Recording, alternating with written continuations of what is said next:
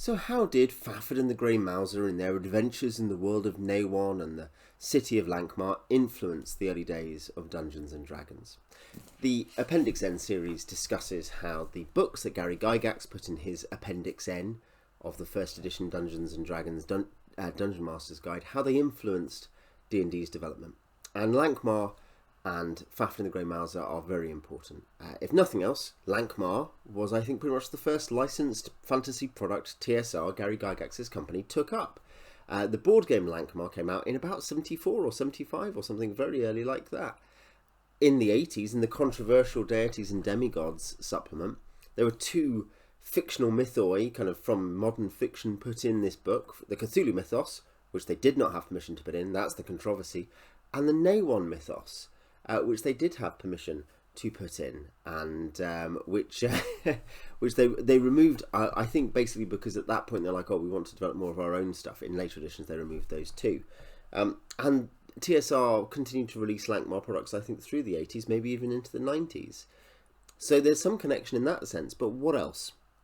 There are fewer big direct influences here than for some books. However, there are also some very important indirect influences. In direct terms, some of the biggest influences are, well, the thing that strikes me here is of an adventuring partnership between two very different kind of figures from different backgrounds with very specific skills. Fafhrd is a courageous barbarian of the north, a woodsman, a tracker, a bit of a bard actually as well, though that doesn't come up so often later on. And I think what you're seeing there is a prototype with Conan of the Dragon Magazine Barbarian, which is the better of the two first edition barbarian classes. Not a meat-headed lunk who just goes into rages, but a thoughtful and intelligent figure who has very specific skills based on their background and a suspicion of magic, much like Conan. The Grey Mouser, on the other hand, is more of a rogue thief type, but with a bit of magic usability in there. He can read magic user scrolls. That's an interesting feature if you think about your player handbook skills for thieves at higher levels.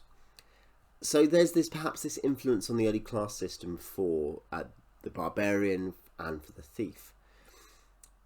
And they both feel, therefore, I think as well, like D&D adventurers, much higher degree than basically any other comparison. They feel like D&D adventurers partly based on their specialisms. And it also seems like Gygaxian dungeon crawling is influenced, I would say, again, directly by this, or I would guess directly.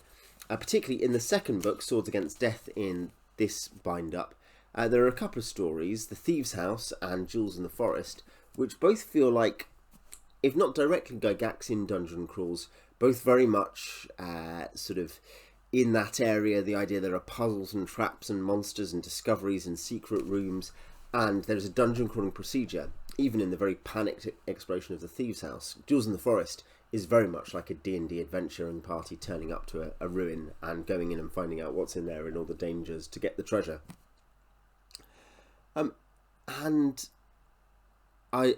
They're very different registers, but they are definitely both influences, I think, on Gary. So is The Lords of Cornwall, which is actually technically by Harry Otto Fisher rather than Leiber. That's in this one too. And in that case, I think there's underground, a kingdom that's largely underground with lots of fights and stuff, and it's a bit Red Nailsy.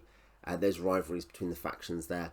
And again, when you think about the way that Gary sometimes sets up factional politics and how adventures within the early TSR era, not by Gary, set up factional conflicts in weird, particularly dungeon environments, you can see some perhaps influence from the Lords of Cornwall, or stories like it, at least.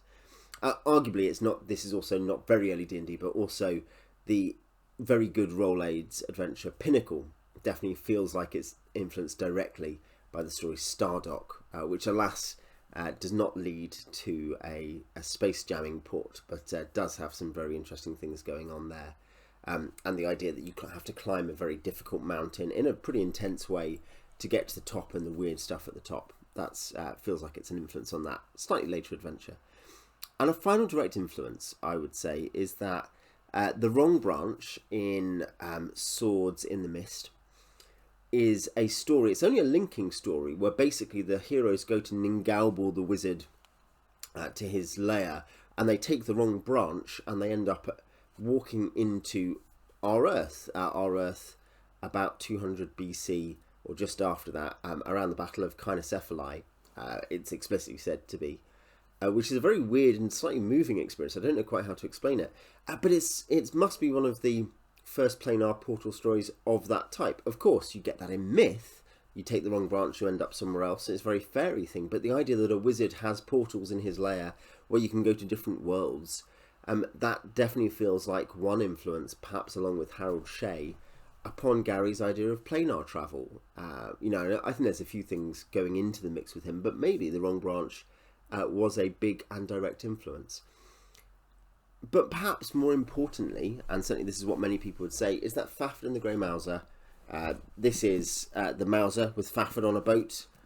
There is Fafhrd with the Mouser on a boat. They are D&D adventurers, and the feel of D&D in older versions is really summed up in these books. Fafhrd and the Grey Mouser with their rather beautiful friendship, their boom and bust economies, their questing in strange places for the sake of glory and for gold. This is as close to D&D as you get in any pre-D&D fiction. Obviously, post-D&D fiction, you're reading stuff influenced by D&D, but this influences D&D's very feel, very centre.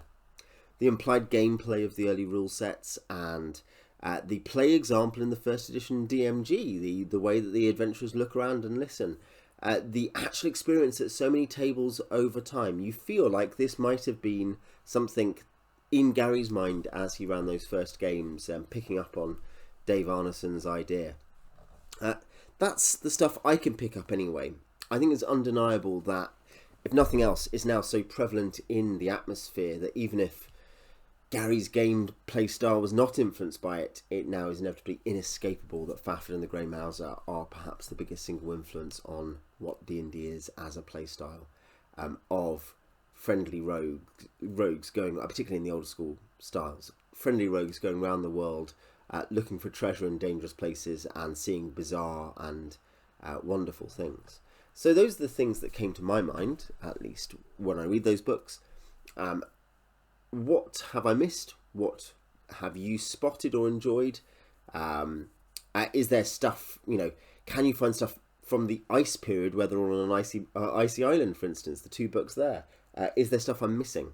And do you agree that Fafhrd and the Grey Mouser, if you read the books, are the biggest influence on gameplay in D&D? Anyway, you tell me your thoughts in the comments. Till next time.